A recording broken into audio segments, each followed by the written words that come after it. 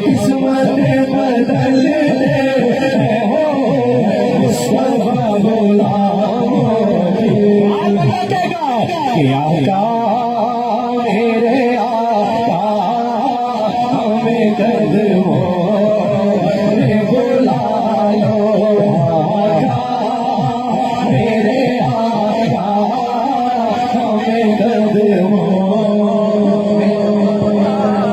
जिसने नहीं सुनी वो जा सकता है, हमें हुक्म हुआ इसके साथ पढ़े, हम वो पढ़ेंगे। पढ़ो जी, हमें 20 मिनट कह के जिक्र के साथ पढ़े, आप पढ़ो पढ़ो पढ़ो। जिसने नहीं सुनी वो जा सकता है, हमें अभी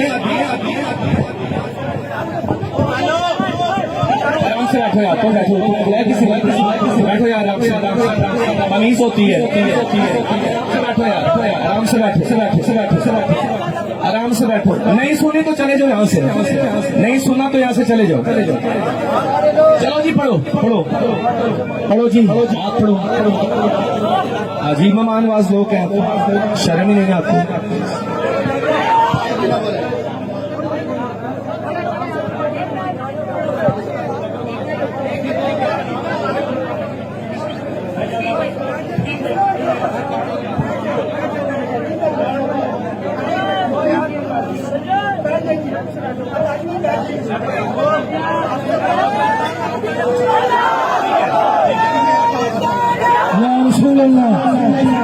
ये खुश्क मुल्ला यहाँ नहीं बैठ सकते। चलो यार,